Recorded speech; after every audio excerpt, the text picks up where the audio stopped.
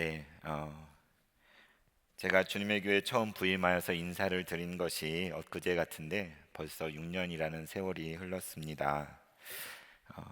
새로운 환경에 적응하느라 애썼던 게 엊그제 같은데 벌써 교구 사역자 중에는 제일 연장자가 되었습니다. 그 시간만큼 우리 교회가 많이 친숙해지고 내 집처럼 여겨지게 되었고 또 주님의 교회 성도들을 알아가고 함께한 시간들이 어, 저 안에 귀한 시간으로 자리 잡고 있습니다. 사역을 통해 좋은 분들을 참 많이 만났던 것 같습니다. 땀을 뻘뻘 흘리면서 했던 통일선교 사역과 또 젊은이 사역, 또 봉사분과에서 섬기시는 많은 분들, 또 소그룹 분과와 또 상례부를 지금 담당하고 있는데요. 주의 귀한에 보석같이 귀한 분들을 알아가는 것이 얼마나 감사했는지 모릅니다. 또 교구는 8교구와 3교구를 섬겨왔는데 신앙과 삶을 나누는 교회 안에 너무 귀한 가족들입니다. 그 모든 만남들이 저에게는 너무나 소중하고 또 간직하고 싶은 아름다운 추억입니다. 최근에 한 집사님께서 저희 걱정을 하면서 문자를 보내주셨습니다. 목사님, 이 코로나 때문에 금쪽 같은 2년의 시간을 이렇게 어이없이 보내고 있어서 어떻게 합니까? 하고 말입니다. 저만 그렇겠습니까? 다 마찬가지일 것입니다. 답장을 보내드렸습니다. 부족한 종을 이렇게 격려해 주시고 생각해 주시니 감사드립니다. 하고 말입니다. 정말 그렇습니다. 우리 모두에게는 금쪽 같은 인연이 코로나 때문에 이렇게 흘러가고 있습니다. 이 새로운 환경에 많이 적응도 하였지요. 하지만 그래도 성도님들을 교회에서 만날 수 없다는 게 많이 안타깝습니다. 교회는 모이는 곳입니다. 함께 하나님의 나라와 의를 구하는 곳입니다. 서로에게 헌신하며 교제의 떡을 나누는 곳이 바로 교회이지요. 그런데 그렇게 하지 못하고 있습니다. 많은 사역이 멈춰버렸고 온라인으로 겨우 전화 통화하면서 신방하고 있는 정도입니다. 이렇게 시간이 흐르다 보니 주님의 교회 안에서 함께 서로를 알아가던 그 세월의 깊이가 이 2년 동안은 점점 옅어져 가는 느낌입니다. 감사하게도 이번 여름에는 온라인 해외 비전 트립이 있었습니다. 제가 속한 키르기스스탄 팀은 3교구와 6교구 가족들이 함께했는데요. 비전 트립을 준비하는 과정에서 스텝으로 섬기는 권사님들과 이야기 나눌 수 있는 기회가 있었습니다. 알고 보니 모두 키르기스탄을 뜨겁게 사랑하는 분들이었습니다. 과거에 그 땅에 방문하여서 경험한 소중한 은혜들이 많이 있었습니다. 그래서 그냥 참여한 것이 아니었더라고요. 그분들은 키르기스탄 땅을 직접 가서 보았고 또 만져보았고 선교의 경험을 통해 아주 잘 알고 계셨습니다. 그래서 어쩌면 지금은 갈 수 없는 상황이기 때문에 더 간절한 마음이었던 것 같습니다. 우리 예수님의 제자였던 요한도 우리 예수님에 대해서 매우 잘 알고 있었습니다. 요한은 예수님 바로 가까이 있는 제자였지요. 그분에게서 늘 들었고 그분을 보았고 또 그분을 손으로 만져보았습니다. 그렇기 때문에 요한은 이 요한복음을 기록할 수 있었지요. 이 요한복음은 요한이 직접 보고 듣고 만져서 알고 있는 그분에 대해서 우리에게 소개하기 위한 책입니다. 오늘 우리가 함께 나누려는 요한복음 13장의 말씀도 마찬가지입니다. 여기에서도 요한은 자기가 아는 예수님을 우리에게 잘 소개해주고 있습니다. 예수님이 어떤 분이실까요? 이 시간에 예수님과 3년여의 시간을 함께 보냈고 그분의 제자였던 요한의 소개를 따라가 보려 합니다. 그 소개를 따라가면서 우리도 예수님을 더욱 알아갈 수 있기를 소원합니다. 이제 다 함께 성경의 요한복음 13장 1절을 읽도록 하겠습니다. 유월절 전에 예수께서 자기가 세상을 떠나 아버지께로 돌아가실 때가 이른 줄 아시고 세상에 있는 자기 사람들을 사랑하시되 끝까지 사랑하시니라. 그렇습니다. 때는 유월절 전이었습니다. 아마도 마지막 밤 마가의 다락방에서 제자들과 최후의 만찬을 나눌 때였던 것 같습니다. 그들은 예수님과 함께 저녁 만찬 자리에 함께 있었습니다.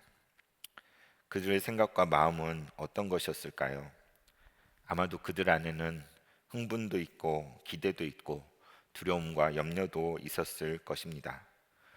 그들 중에는 며칠 전에 있었던 나사로의 부활 사건을 떠올리는 사람도 있을 것입니다. 또는 이곳 예루살렘 성에 입성할 때에 사람들이 종려나무 가지를 흔들며 환호하던 소리를 떠올리는 사람도 있었겠지요. 어떤 제자들은 얼마 전에 예수님이 성전 제사장들이나 서기관들과 벌인 언쟁을 떠올리고 걱정을 했을 것입니다. 또 어떤 사람들은 최근에 예수님께서 하신 말씀들이 마음에 걸리기도 했겠지요. 그리고 지금 그런 생각 가운데 있는 제자들 한가운데에 우리 예수님께서 계십니다. 예수님은 알고 계셨습니다. 무엇을 아셨습니까? 오늘 말씀을 보면 그분은 자기가 이제 세상을 떠나 아버지께로 돌아가실 때가 이른 줄을 아셨다고 되어 있습니다.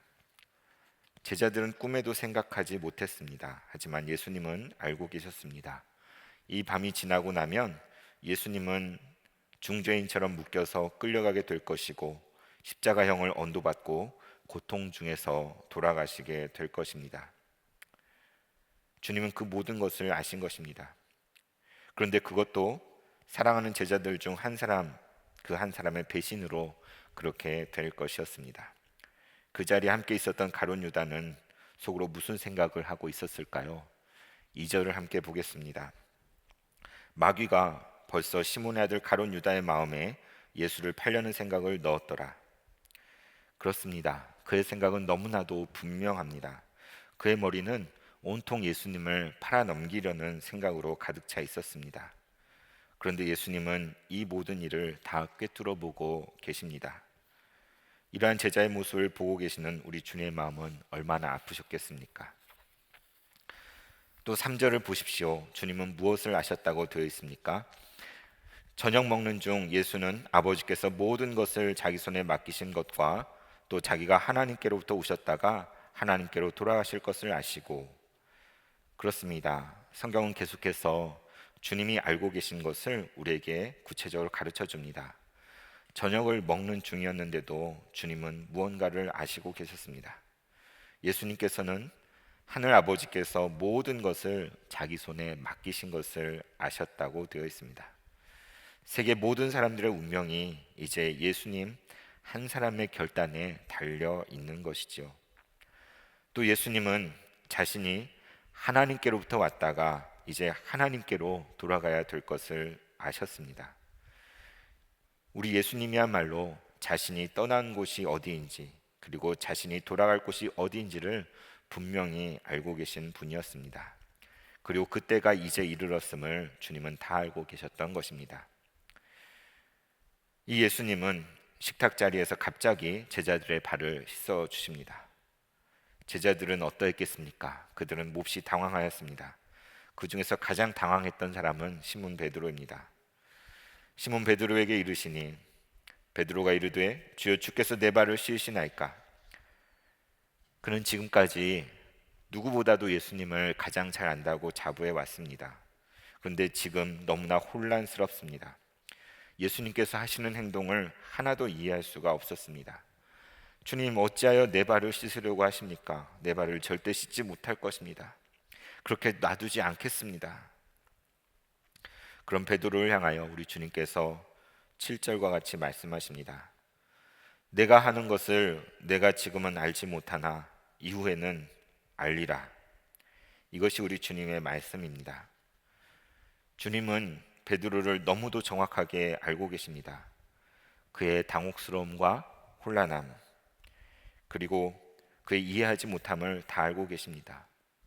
그뿐입니까? 심지어 그가 장차 예수님을 3번씩이나 부인할 것도 다 알고 계셨습니다. 그렇지만 우리 주님은 베드로의 무지와 그 배신을 전혀 책망하지 않으십니다. 오히려 이렇게 말씀하시죠. 지금 너는 내가 하는 것을 하나도 이해하지 못할 거야.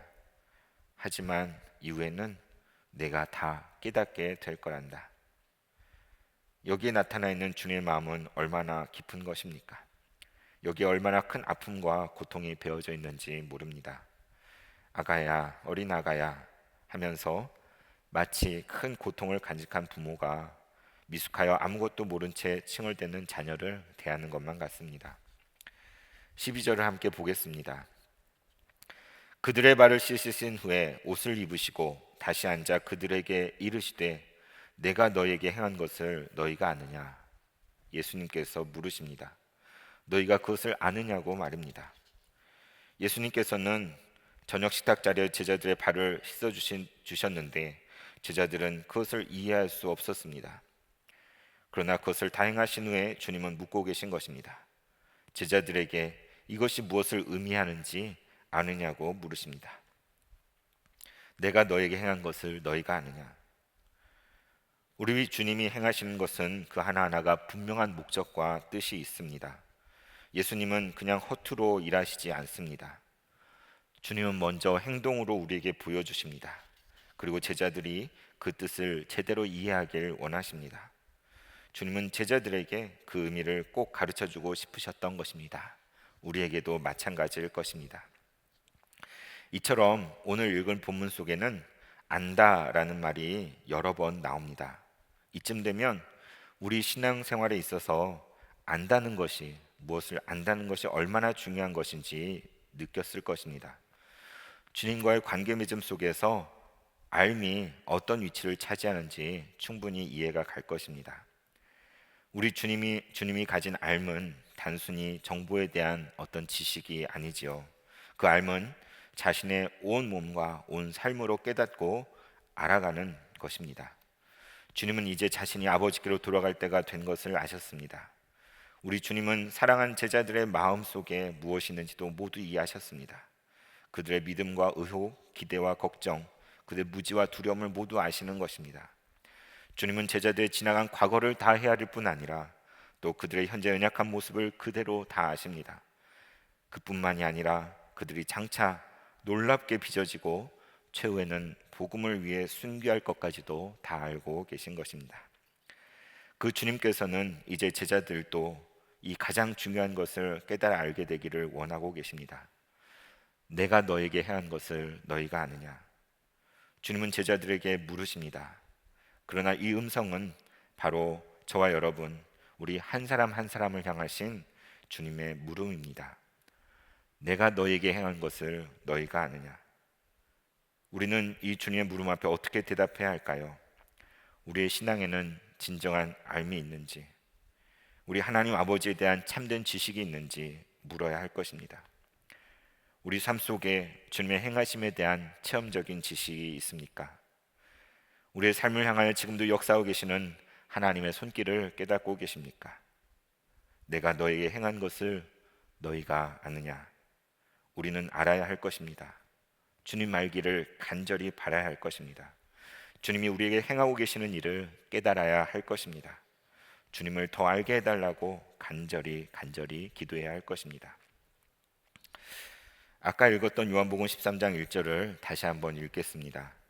유월절 전에 예수께서 자기가 세상을 떠나 아버지께로 돌아가실 때가 이른 줄 아시고 세상에 있는 자기 사람들을 사랑하시되 끝까지 사랑하시니라.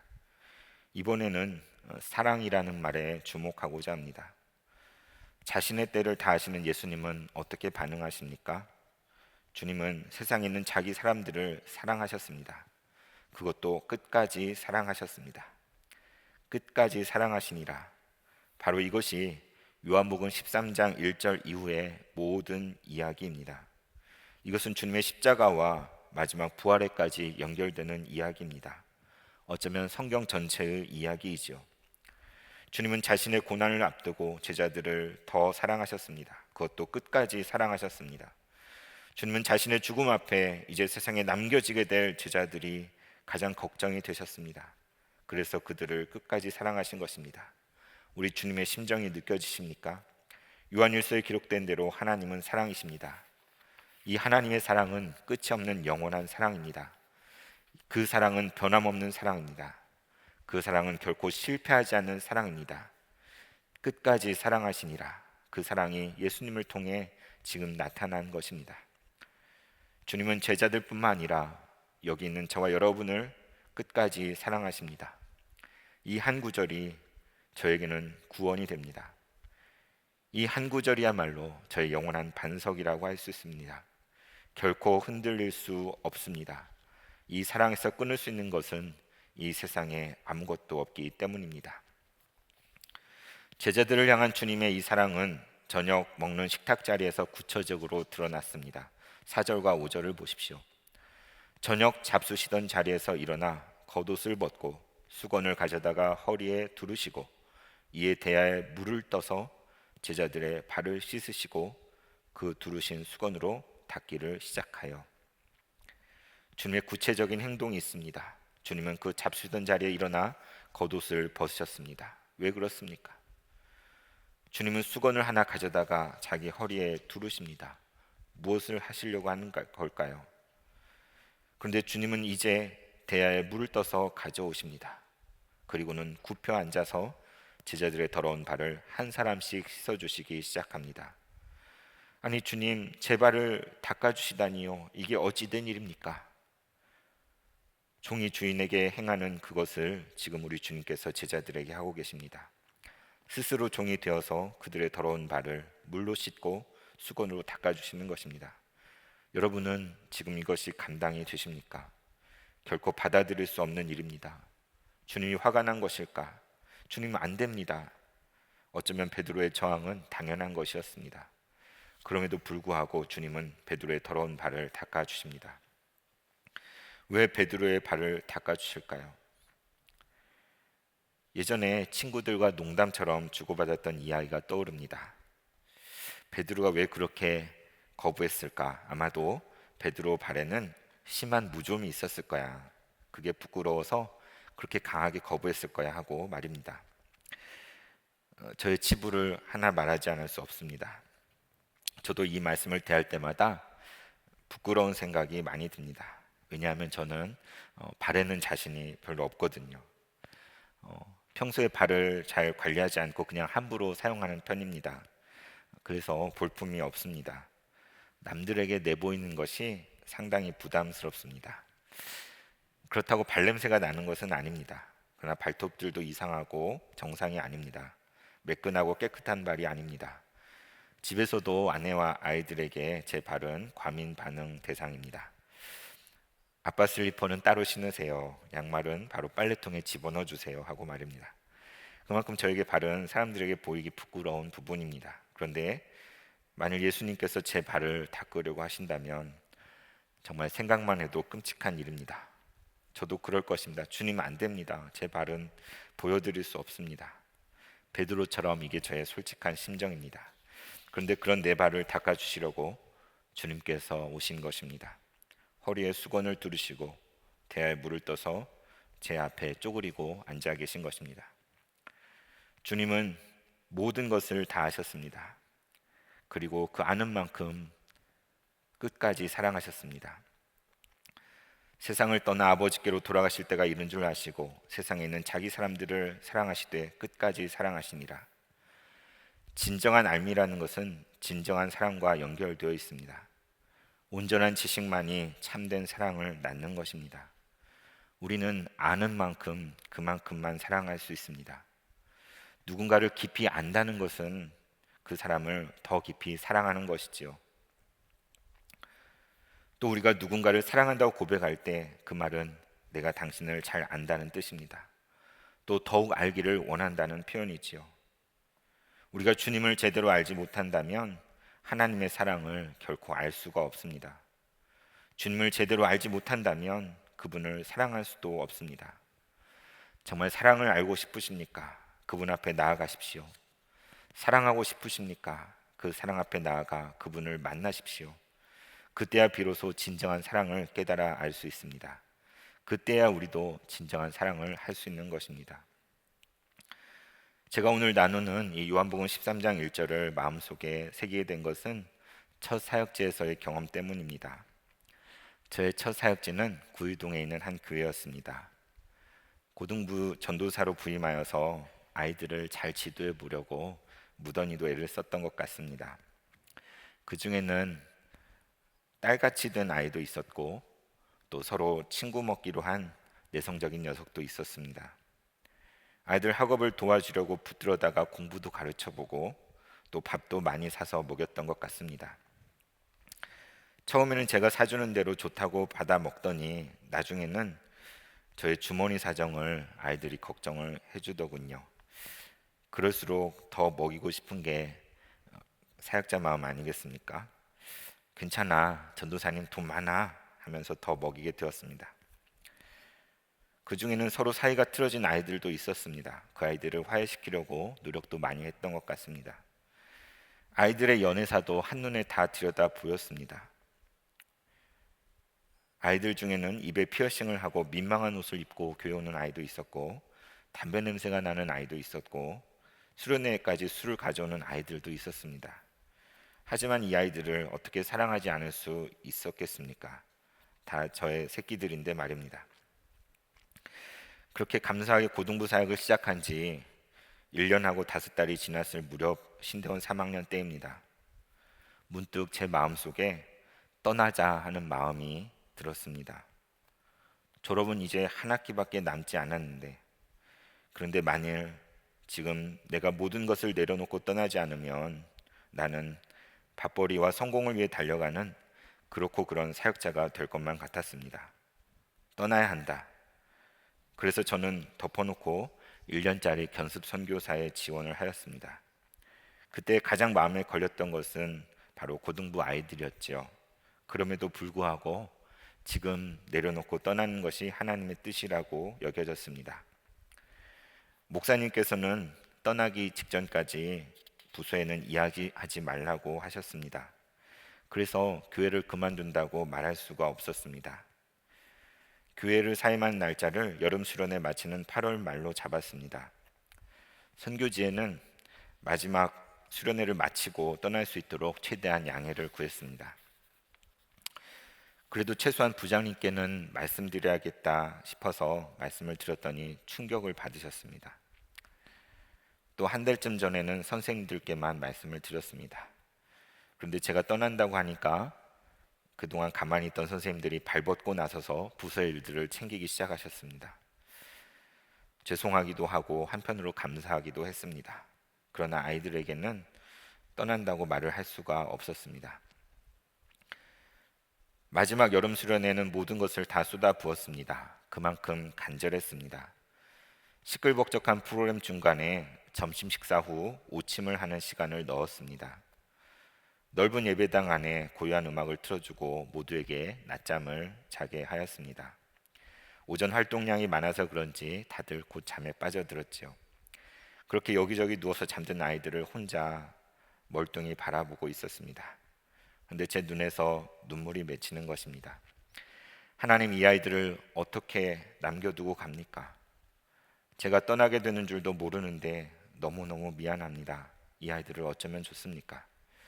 주체할 수 없는 눈물이 흘러나오기 시작했습니다. 그래서 밖으로 뛰쳐나와 교회 뒤편에 있는 자갈밭에 주저앉아서 엉엉 울었습니다. 마음속에서 기도가 저절로 나왔습니다. 하나님, 제가 떠나가도 하나님께서 이 아이들을 다 책임져 주세요. 저를 다 잊어버려도 좋습니다. 이 아이들을 힘들지 않게 해주시고 제 뒤에 훨씬 훌륭하고 좋은 사역자를 보내주세요. 그 수련회 저녁 집회 때 하나님께서 큰 은혜를 부어주셨습니다. 기도하는 시간에 기적이 일어났습니다. 그동안 1년 넘게 반목하여 서로 말도 섞지 않던 아이들이 있었는데 그 아이들이 부둥켜 안고 울면서 화해를 하게 된 것입니다. 저에게는 정말 기적이었습니다. 사람의 일이 아니었습니다. 얼마나 감사했는지 모릅니다. 그래, 내가 이걸 보고 떠나게 되는구나. 하나님이 나에게 떠나기 전에 이런 모습을 보게 해주시는구나. 감사합니다, 주님. 감사합니다 하였습니다. 이런 일을 경험하는 동안에 계속해서 제 마음에 와닿았던 구절이 바로 요한복음 13장 1절입니다. 자신이 세상을 떠나 아버지께로 돌아가실 때가 이른 줄 아시고 세상에 있는 자기 사람들을 사랑하시되 끝까지 사랑하시니라. 돌아가실 때가 이른 줄 아신 그때에 제자들을 바라보시는 주님의 심정은 어떤 것이었을까요? 제가 아이들을 남겨두고 멀리 떠나는 입장이 되니까 그 마음이 조금 느껴졌습니다. 끝까지 사랑하시니라. 제자들을 향한 주님의 그 사랑이 조금 알 것 같았습니다. 이에 비하면 제가 아이들 향해 품은 마음은 너무나 작은 것이지요. 그런데도 두고 떠나는 것이 결코 쉽지 않았습니다. 하물며 우리 주님의 마음은 어떠하셨을까요? 마지막으로 제자들의 발을 닦아주시면서 보여신 그 마음 그대로 그 섬김과 사랑이 바로 지금 저와 여러분을 향한 우리 예수님의 사랑인 것입니다. 사랑하는 성도 여러분, 주님은 지금도 저 여러분에게 물으십니다. 내가 너에게 행한 것을 너희가 아느냐? 주님은 제자들의 발을 닦아주신 것처럼 저 여러분의 더러운 발을 다 씻어주셨습니다. 내가 너에게 행한 것을 너희가 아느냐? 주님이 십자가에 설리신 보혈은 우리의 모든 죄와 허물을 다 덮었습니다. 내가 너에게 행한 것을 너희가 아느냐? 우리는 예수님께서 우리를 위해 행하신 일을 깨달아 알아야 할 것입니다. 우리를 향한 하나님의 그 사랑이 얼마나 큰 것인지 알아야 합니다. 그 지독한 사랑 때문에 하나님이 저지른 일이 무엇입니까? 바로 하나님은 독생자 하나뿐인 자기 아들을 십자가에 내어주셨습니다. 자신의 모든 것을 남김없이 내어주셨습니다. 이것이 바로 하나님 아버지의 사랑입니다. 그 사랑은 지금도 저와 여러분을 향하여 흐르고 있습니다. 이것을 알 때에 우리에게도 참된 인생의 문이 열릴 것입니다. 우리는 주님을 더욱 알아야 합니다. 주님 알기를 더욱 사모해야 합니다. 그때 가르쳐 주실 것입니다. 우리를 향하신 주님의 사랑이 얼마나 놀랍고 큰 것인지 알게 될 것입니다. 그 사랑의 넓이와 깊이와 높이를 깨닫기를 원합니다. 주님을 알기 원합니다. 주님을 더 알기 원합니다. 이것이 우리의 기도가 되었으면 좋겠습니다. 마지막으로 이것을 표현한 고백의 노래를 여러분과 함께 나누려고 합니다. 제목은 내 생에 가장 귀한 것입니다.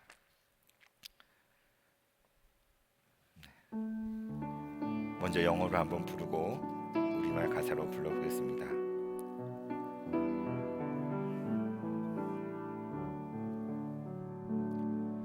The greatest thing in all my life is knowing you. The greatest thing in all my life is knowing you. I want to know you more. I want to know you more. The greatest thing in all my life is knowing you. 내 생애 가장 귀한 것 주 알미라. 내 생애 가장 귀한 것 주 알미라. 주님을 알기를 간절히 원하네. 내 생애 가장 귀한 것 주 알미라.